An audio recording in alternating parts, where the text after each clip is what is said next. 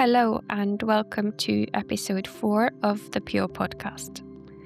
I'm Sabine and today I'm joined by Kate Woodthorpe, Professor of Sociology at the University of Bath and co-director of the Centre for Death and Society.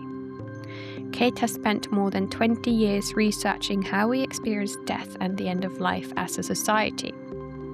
In this episode, we explore how funerals are changing and what research tells us about grief, remembrance, and the ways people come together after someone dies.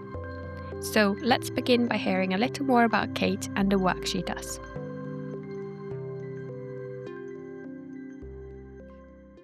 So I'm a professor of sociology at the University of Bath in the UK. I'm also co-director of the Centre for Death and Society there, and that's a research centre that specialises on the end of life, and we're not attached to a medical school or sort of clinical practice, so we tend to look at the social and political and economic and cultural contexts in which the end of life is experienced.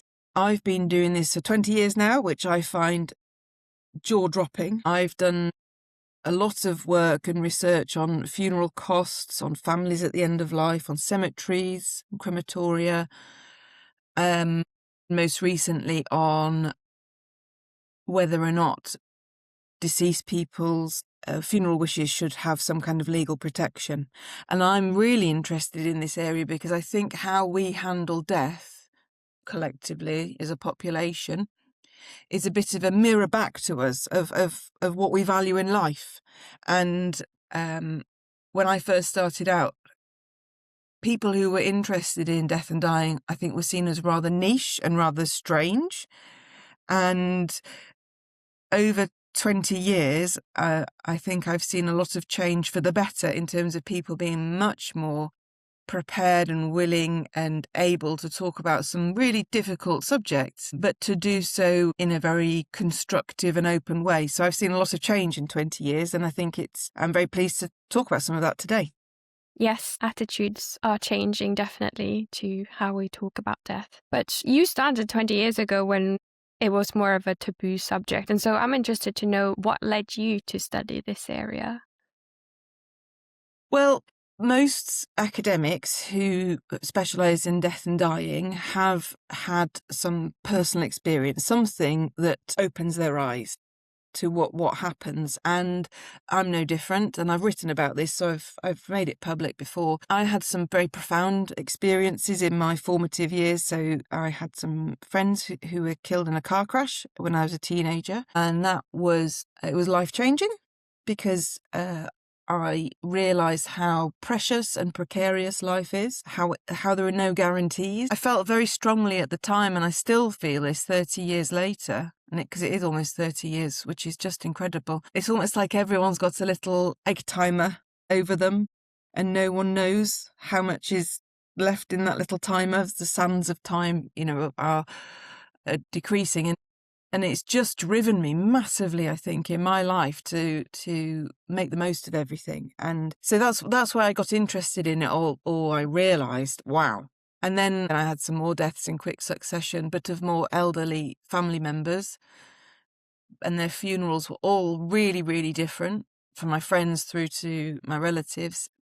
And then when I was doing my degrees in sociology, I think I'm really interested in how people work, but collectively as a society and communities and families. It's not necessarily about individuals. It's about those kind of relationships that people have, and to institutions and to organisations. And I always just ended up coming back to death. I didn't plan it. It wasn't a deliberate thing. It was more about, actually, I just find this really interesting, and it does. I really think it's not about death necessarily. It's about what we value in life and how we live our lives and what we want to leave behind and the memories we want people to have, what rituals help people to manage that transition when someone's died. They're not in their lives anymore. It's a really powerful point of life that can teach the living a heck of a lot.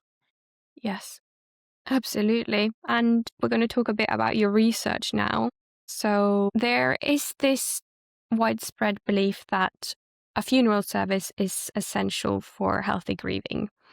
So I wanted to ask you, what does your research tell us about that? Well, I think funerals are changing. That's a really really critical to say up front. And I think that's not because the need for ritual is necessarily changing, or the need for social support, but it's more about people's expectations, people's normal patterns of communication and coming together, where people get support from. What I've observed over the last 20 years is funerals are really critical for some people, in terms of that is where a major source of support and solidarity and community for them. It's very important for religious beliefs. It's also particularly the manner in which someone has died can be absolutely critical to whether or not a funeral is important to that point. So when it's a very premature death, very unexpected, very shocking, maybe violent in a car accident, like I was talking about with my friends, or that it's classed as premature, so someone who's under 74, 75, there's something there about that sense of injustice of a life cut short. And I think at those points that funerals have a very different purpose. However, the evidence suggests that the evidence that is available, not just from me, but from others, that funerals don't actually shape people's grief outcomes that profoundly. And that relationship isn't necessarily there. But what we don't know is, and there was some excellent work in Japan that was done that also raised the point and the question about, well, is a funeral necessarily about grief, or is it about re-establishing social relationships with people? And I think that's a very important point. But I would also then counter that by saying, and there's no, I haven't done a study on this, and I think there's a gap to understand that, is that if more and more people's way of receiving and giving support and staying in touch with people is online, which it is, and that's a really recent phenomenon. That's what, in the last 15 years, we don't yet know how that's going to play out. But if people are more used to that, at least from people sort of 70 and below, who are very digitally literate, it might actually be quite unusual to come together in person and in a very public way and see people. And you might not need it, because actually your connections you manage them in different ways. You don't necessarily have to be with people in person. And we also did a study that looked at cremation funeral choices, and part of that included direct cremation. And it was a very small sample pre-COVID, and there's lots of caveats to it in terms of the people we spoke to, I feel, were very confident in their choice of why they'd done a direct cremation. So they were willing to come forward and to talk about it as a positive choice. But what we got from that was a different narrative to what they were doing. So it wasn't necessarily just about costs. It was also about control. So a lot of them had, the person had died from dementia, perhaps, or a long-term illness, and they'd said many, many goodbyes, and they were exhausted at the end of it, and they just couldn't do the performance of a funeral. Others felt that they actually they recognised there was a need to deal with the body. Something has to happen, when someone has died, that their body does need to be dealt with in some way. But they wanted to have a funeral ritual or some kind of gathering at a different time of year in a different location to make sure people could be there, that it was perhaps invite only. So it was they wanted to do something that was kind of behind closed doors. And that's what we wrote about in a paper that I can perhaps send to you, and there's a link to include with this when you share it. But was saying that perhaps this is actually perhaps what we're seeing as well, is for those people for whom it is a conscious choice, rather than it being out of necessity and financial, it's actually giving them more options, because it means that they're not under pressure to do a very conventional formulaic funeral, that they can really take the time to think about, maybe do some of the ashes on mum's favourite beach, when so-and-so can come back from where they live now, perhaps in the school holidays, so the grandchildren can be there, that they're just changing what might be possible. And I do think that's a really important point to make within all this, about these debates about the value of a funeral or not, because it's about gatherings are still important, but there's different ways of doing gatherings. And perhaps that's what we're seeing. It's not necessarily saying funerals aren't important, but it's just actually there's more options now and ways to do it. But there is a massive caveat as well, is that what we don't know, and I think there is a real need for research, is when direct cremations happen, there will be a cohort of people that might have expected to be invited to a funeral, and they're often not privy to the immediate family's perhaps invitation only event, or so these kind of like concentric circles almost. So they've got the immediate family, and as you go out, there's all these people who might have expected to be there but aren't, and what we don't know is what's it like for them. And also what is lost for them. And we do need to understand a bit more about that, because that's that kind of question of, are we losing something really important as a way for those people to come back together, so sort of extended family or old school friends or colleagues? Or is it actually that they're all connected online anyway and they don't feel the need to see each other in person? We don't know. Yes, I have a lot of follow-up questions to this. So you talked about we live our lives so much online now and digitally, and when someone passes away, it's quite common that you will have an online site with pictures of them, and people can light digital candles or they can write tributes, that kind of thing. Do you think that can replace some of the coming together, that people feel like a sense of saying goodbye, although it's digital? It's a very good question, and there's quite a lot of research that asks that. Is the digital replacing the in-person? And I don't get a sense that there is a consensus as to whether it is or not. And then you've got this other dynamic that's coming in about the dead kind of continuing online now because of people's social media platforms, for example, and there's all the videos that you can access and their digital footprint. And that's a lot in the news at the moment about access to those and whether parents can have access to it and other people and who owns what in terms of data. And then you've got a whole industry that's developing that is actually about, I don't know if you've heard of these things called thanabots or actually being able to take people's likenesses and their voices and, either deliberately or not deliberately. They could have recorded them deliberately for this purpose, or it's just taking stuff that was there online and actually then creating their likenesses, and then you can interact with them. And that, we're going into science fiction realm there, but I think that has a really destabilizing effect potentially on what does it mean when you are dead, and have you gone, and also people's control about their memory, what is left behind, what is left there online forever. And I think, well, forever as long as you can access it. I think there is a lot happening, and it's happening at speed, and research at least is playing catch up all the time. Yeah. I was recently talking to Dr. Mary Frances O'Connor, who's a grief expert, and she was talking about how grief is a form of learning that your loved one is gone. And so if you have constant access to their likeness, I can imagine, I'm not an expert in this, but I can imagine that it would be much harder to fully move on with your grief, although it's not something that is a chapter that you close, but I can imagine that it's harder to go back to life when you have that constant reminder. Yes, this isn't my area of specialism, but as a human being, I think a lot about the film Ready Player One. I don't know if you've seen that, but this idea that actually your virtual life becomes more meaningful than your physical life. That's where you're living. So I think there's so much that's happening at the moment in terms of how people are engaging with the virtual world. And is that, that the question that you asked, is it replacing the real life or is it supplementing it? And I think, it's still evolving and will continue to evolve. But yes, I'd have thought, I'm not a psychologist, but I'd have thought psychologically having people that have died actually continue to engage with you without it being part of a religious belief system. I don't know what that does to people's psyche and sense of here and now.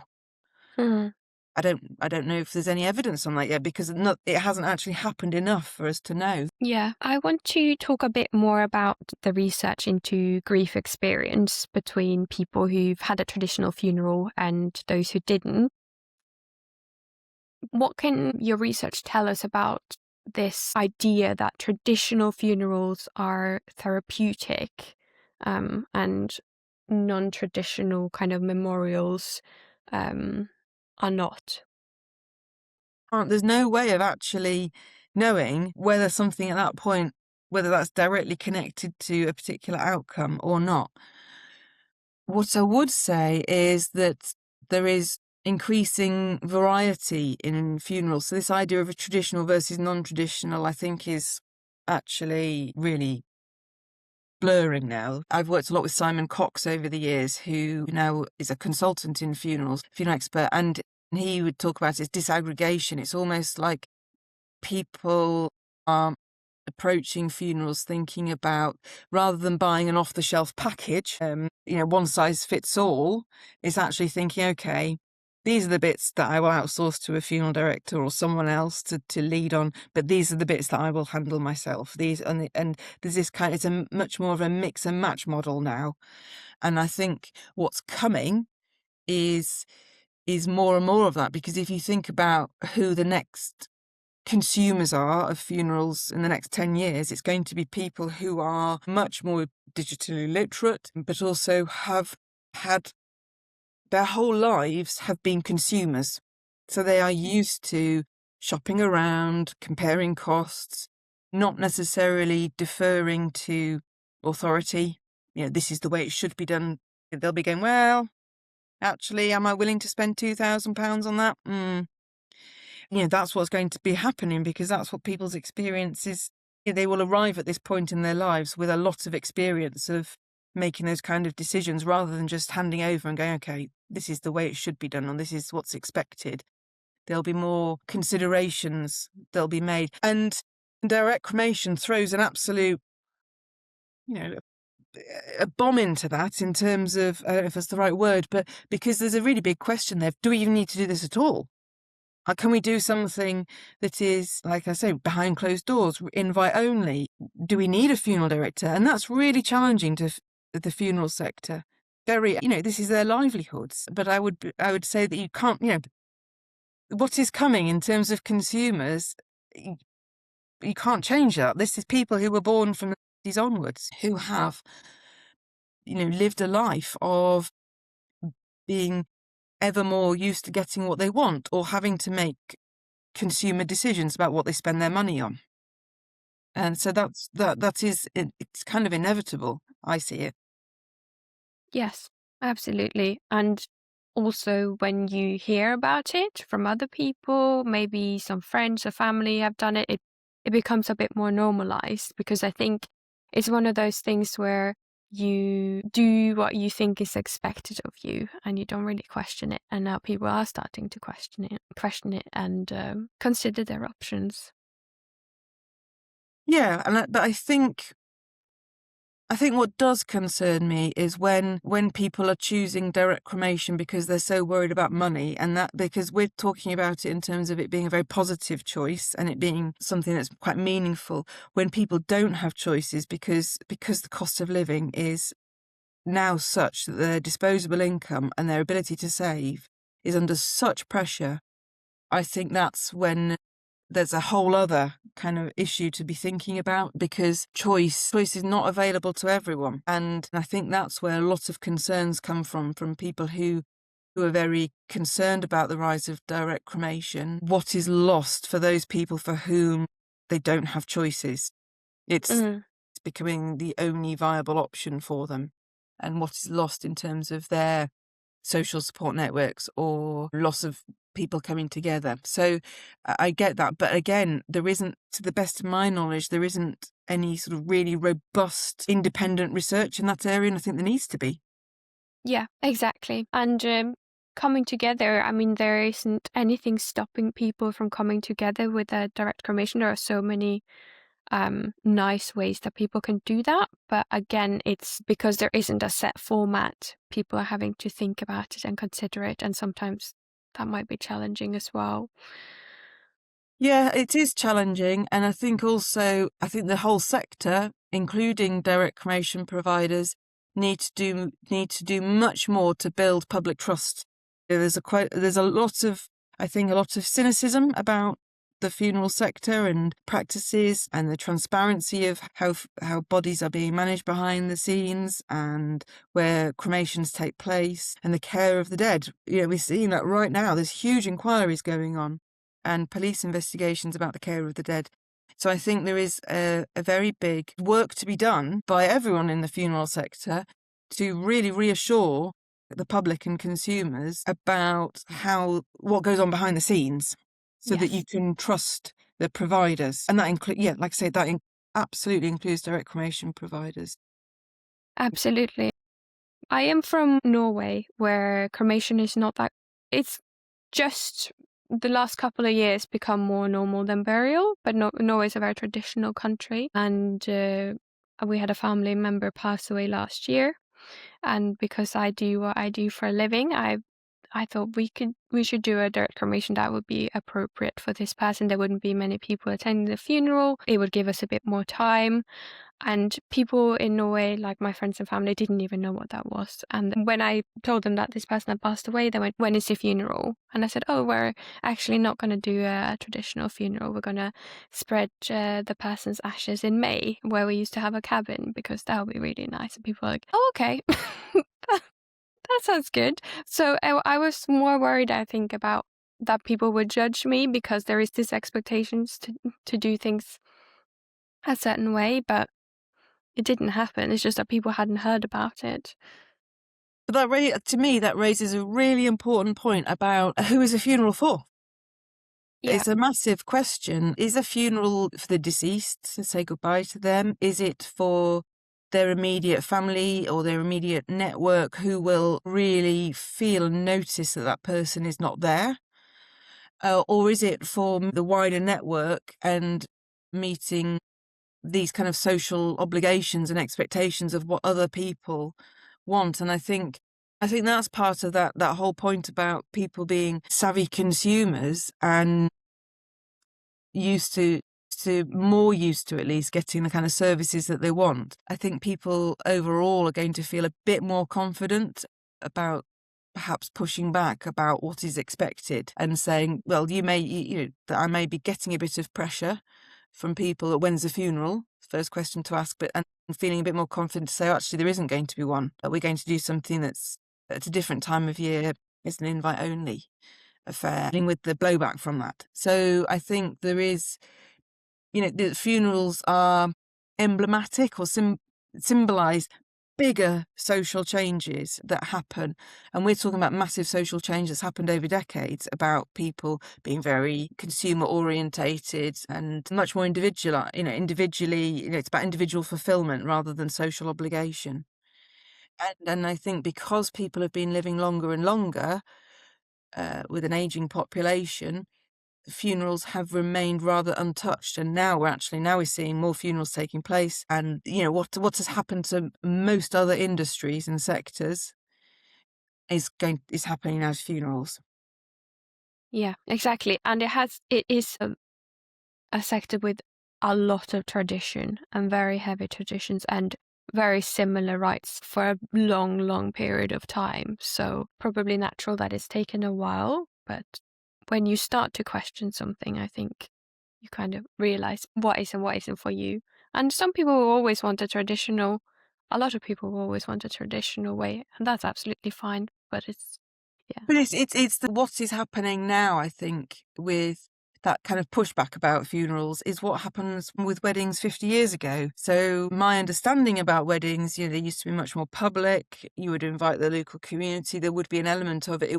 Anyone could turn up, at least to the service, the legal part of it. And you invited all of your extended family and all your parents' friends. And then divorce laws came in and people didn't get married for life. The civil partnerships came in. And people started to think, actually, we can do this differently. People might have multiple partnerships and multiple marriages, not even getting married at all, having a civil partnership over their life.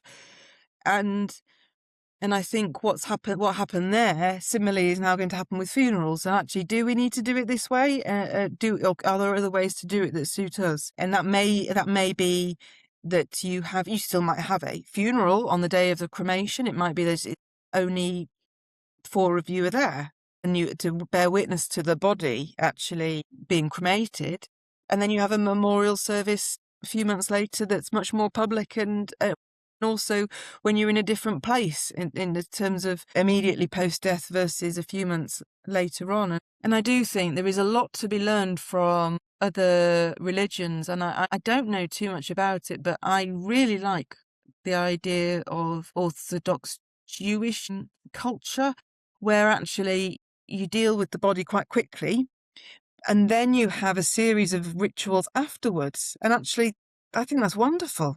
I think that's that's what people need. They need it. There's this build up to a funeral and then nothing.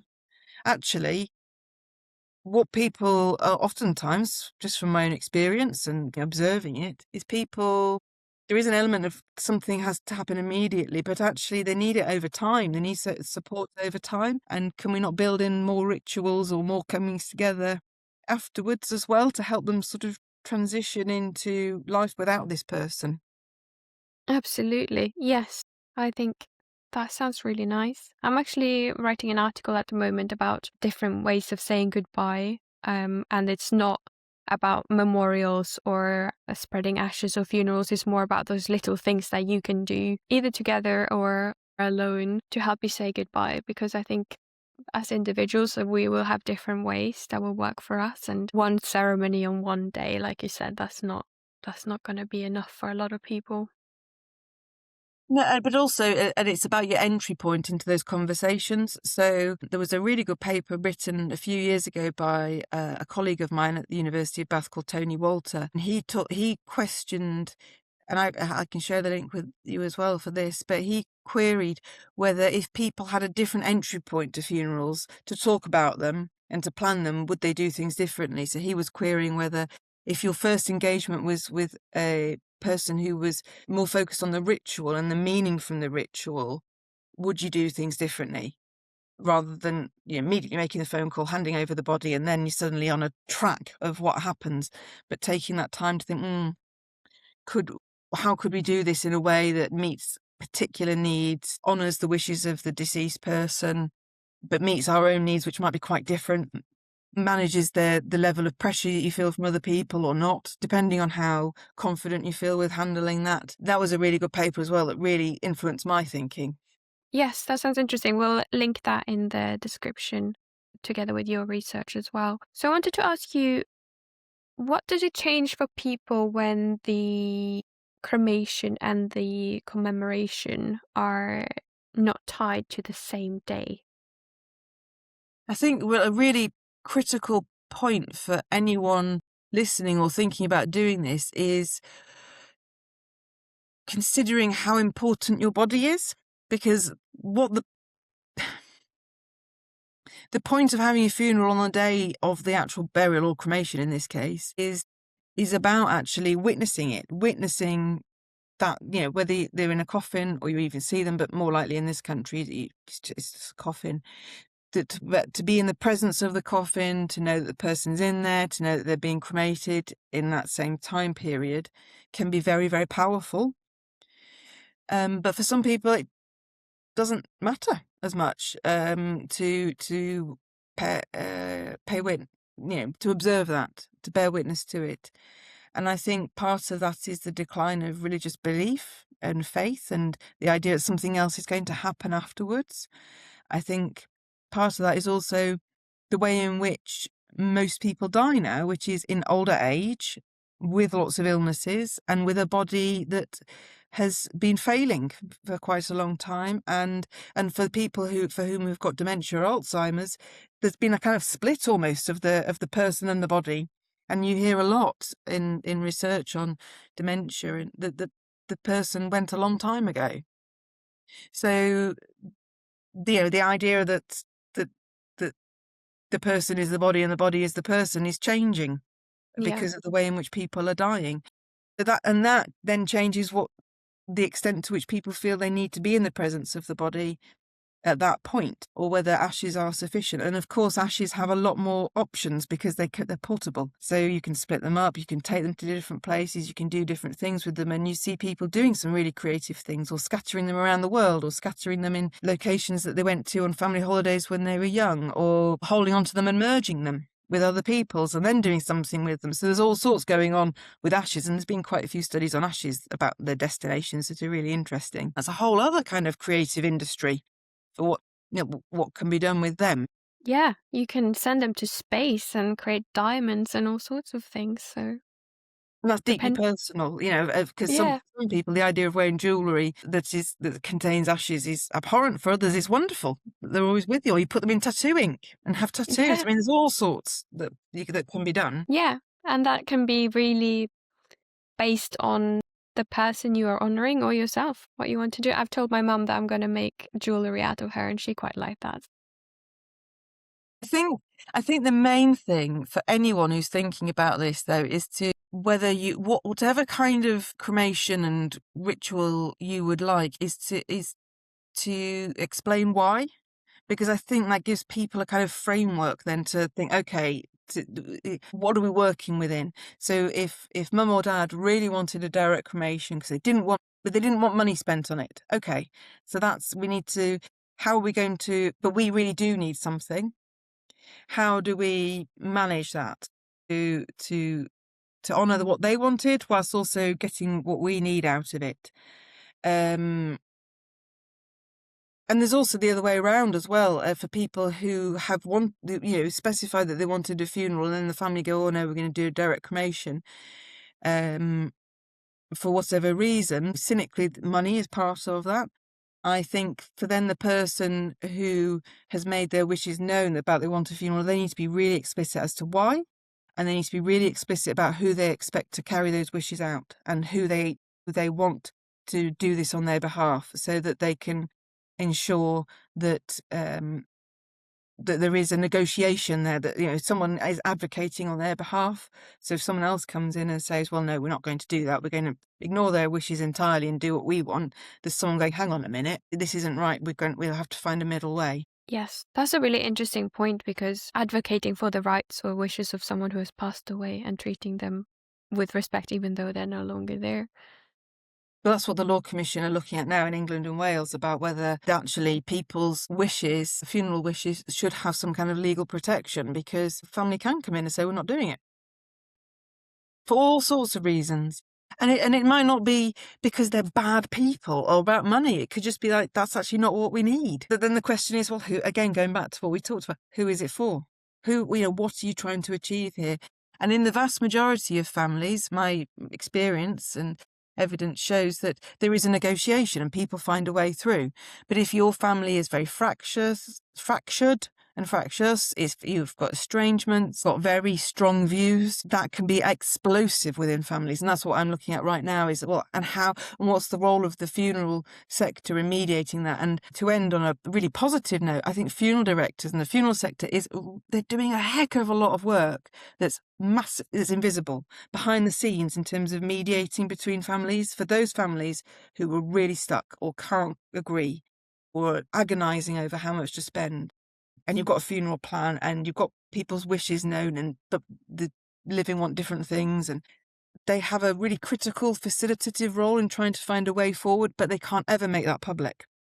Issues of confidentiality and reputational risk. And I think that's, again, goes back to something I said earlier about that transparency. I think there's a whole load of work that needs to be done to show the value of that work, so that people can feel really confident if they're doing a direct cremation, the reasons why they're doing it. And likewise, if they're doing a funeral, the reasons why they're doing it that way.